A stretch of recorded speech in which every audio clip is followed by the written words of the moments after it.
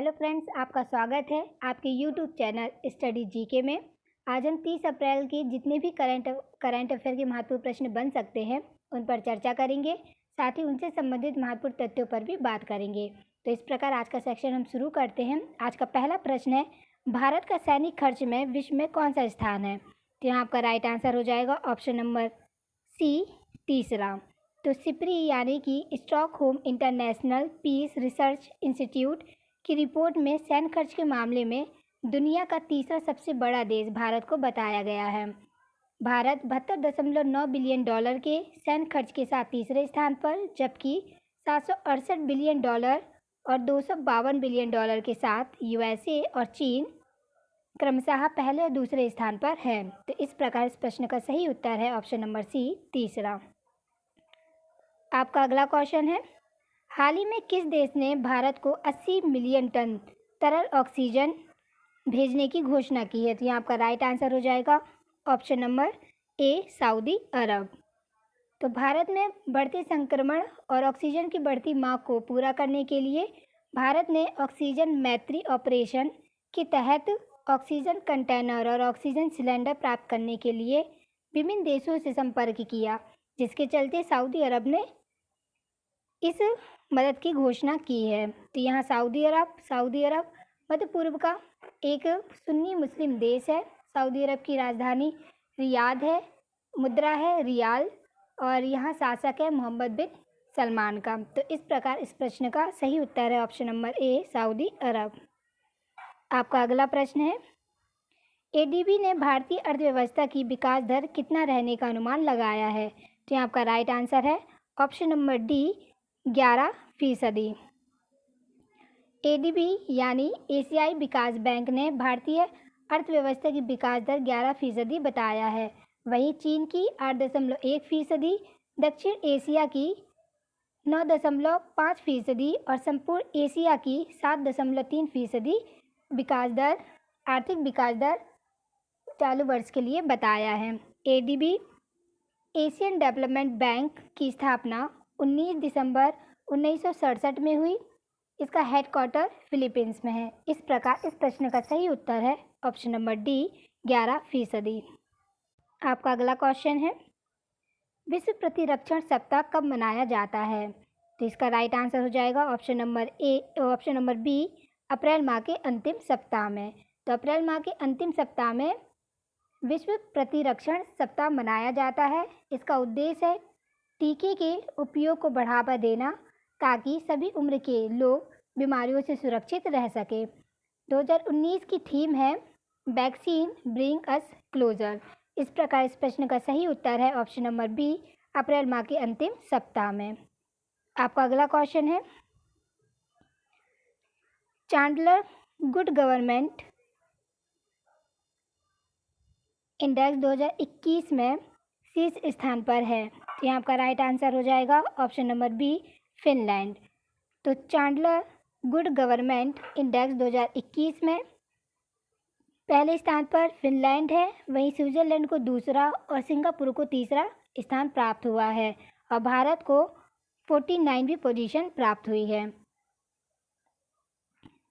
Chandler good government index प्रतिवर्ष Singapore स्थित Chandler institute of government द्वारा जारी किया जाता है।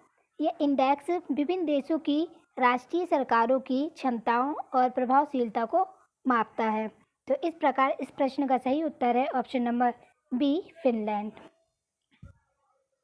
आपका अगला प्रश्न है, हाल ही में किसने सिंगल क्रिस्टल ब्लेड प्रौद्योगिकी विकसित की है? तो यहाँ आपका राइट आंसर हो जाएगा ऑप्शन नंबर ए, डीआरडीओ ने। डीआरडीओ ने सिंगल क्रिस्टल ब्लेड प्रौद्योगिकी विकसित की है। वर्तमान में हेलीकॉप्टर को शक्तिशाली एरो इंजन की आवश्यकता होती है। इसके उद्देश्य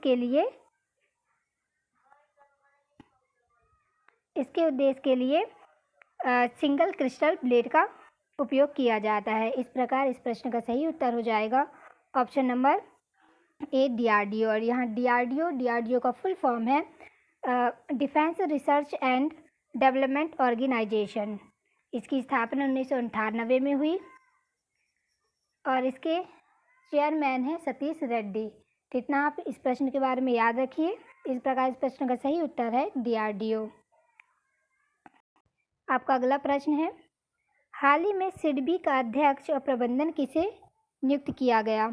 यहाँ आपका राइट आंसर हो जाएगा option number B, S Ramanna. S Ramanna को अध्यक्ष और प्रबंधन नियुक्त किया गया है।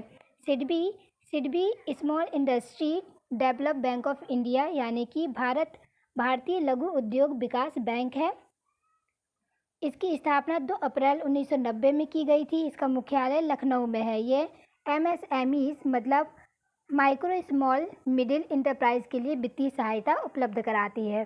तो इस प्रकार इस प्रश्न का सही उत्तर है एस रमन्ना। आपका अगला प्रश्न है, 5वीं पीढ़ी की मिसाइल पाइथन 5 का कहाँ सफल परीक्षण किया गया? तो यहाँ आपका राइट आंसर है option number C, Goa. Goa में हाल ही में 5वीं पीढ़ी की मिसाइल पाइथन 5 का सफल परीक्षण किया गया है। ये हवा से हवा में मारने वाली मिसाइल है। तो इस प्रकार इस प्रश्न का सही उत्तर है ऑप्शन नंबर सी, गोवा। आपका अगला प्रश्न है, ऊर्जा संरक्षण संक्रमण सूचकांक 2021 में भारत का कौन सा स्थान है? तो यहाँ आपका राइट आंसर हो जाएगा ऑप्शन नंबर सी, 87वां। ठीक है, तो आप ये याद रखिएगा। यहाँ जो ऊर्जा संक्रमण सूचकांक है इसे WEF यानी कि वर्ल्ड इकोनॉमिक फोरम द्वारा जारी किया जाता है।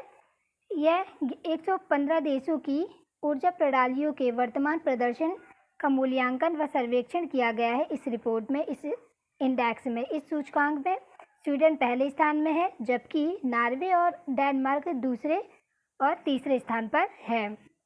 इसमें बताया गया है कि चीन और भारत की ऊर्जा बास्केट में कोयले की महत्वपूर्ण भूमिका रहते हुए भी इसमें नवीनीकरण ऊर्जा को बढ़ाया गया है। इस प्रकार इस प्रश्न का सही उत्तर है 87।